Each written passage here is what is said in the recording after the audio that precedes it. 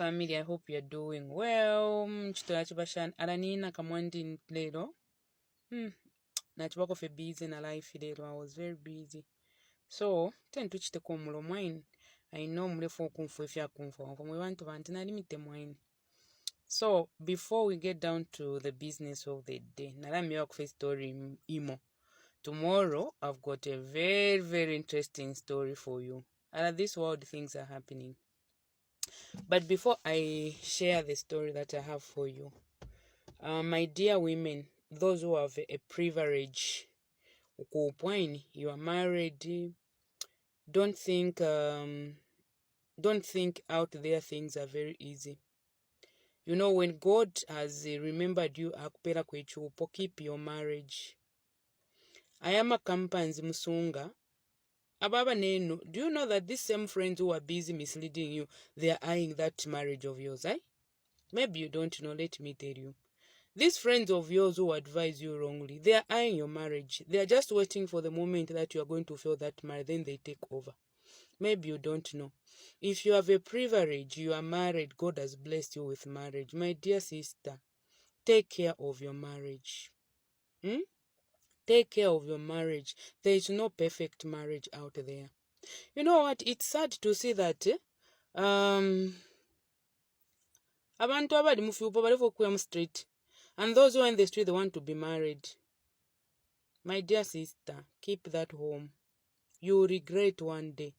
This company that you keep, but you are busy and if you never know, they are still controlling you. You will cry one day. Stop. You know, stop ukwangasha if you mule angasha if by chemwe. Muleke. And don't think that no, ngana di mulekere lero pano, I'll go and find another man. Go in the street, ero nombo kesa yukishat kanshi. Mu street yari kosa. I mean, you folk from street bengire mfyupo. You will folk from street because you don't want to leave your old friends. Be serious. Be serious. Mwabaito be serious in demia wakashana. It's a privilege to be married. Demia chinka chakwalisa. People are praying day and night, prayer and fasting, asking God for a husband. Then God gave you a husband for free. Some of you didn't even pray. That's why mwanga chef you. Anyway, we've got our brother here. I will be just brief fast so that Nje Nsambe kontu sheko.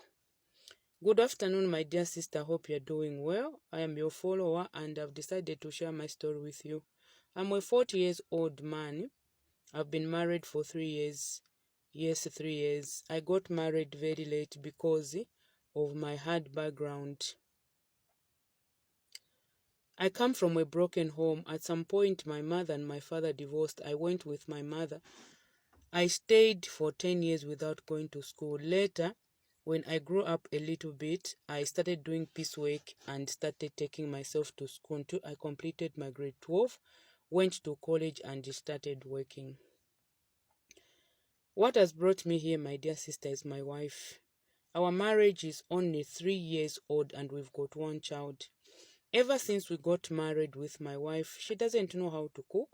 Each time it's takeaway or we go out to go and eat. When I tell her about cooking, she says, I am not your maid. You can find a maid to start cooking for you. Otherwise, me have no time. My people, this is a stay-home wife. She has no business. She has no work. She's doing nothing. She's always on phone doing her nails.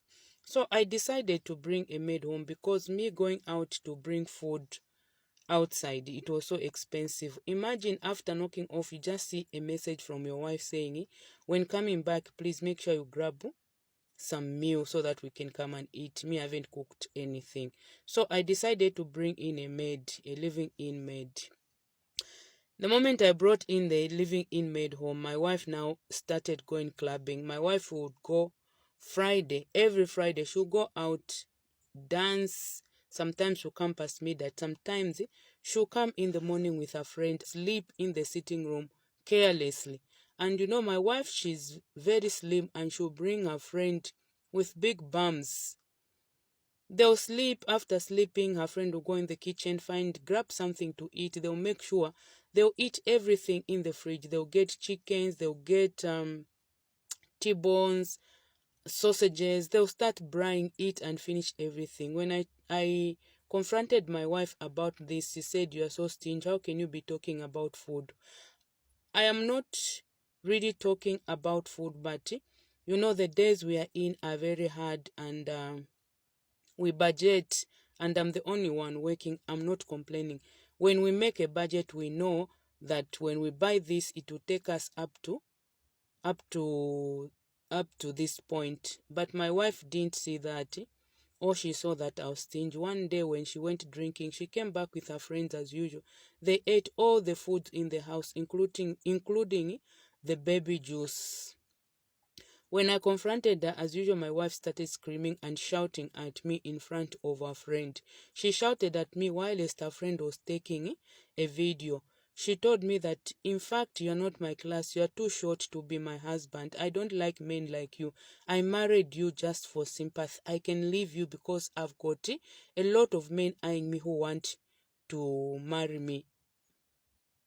I was so shocked to hear such kind of words from a woman whom I married. This is a girl who comes from a poor background, but I've accepted and loved her because I come from a poor background, and I thought together we can make it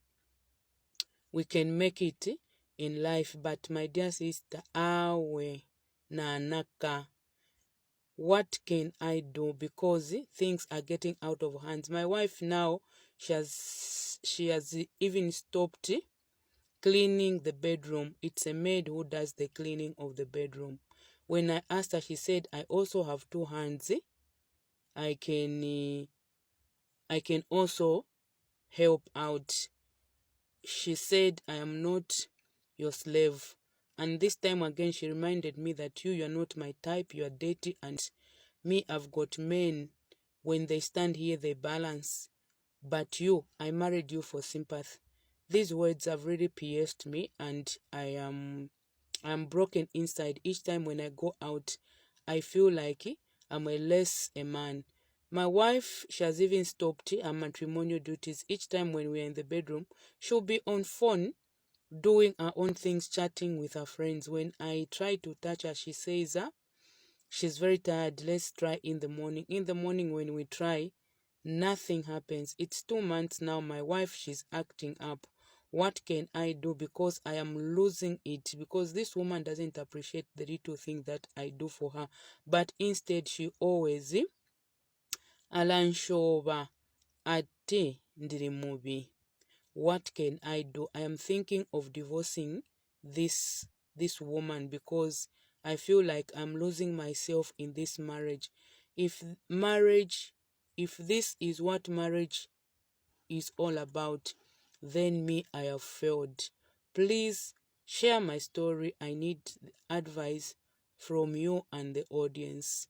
I'll be waiting in the comment section. Okay.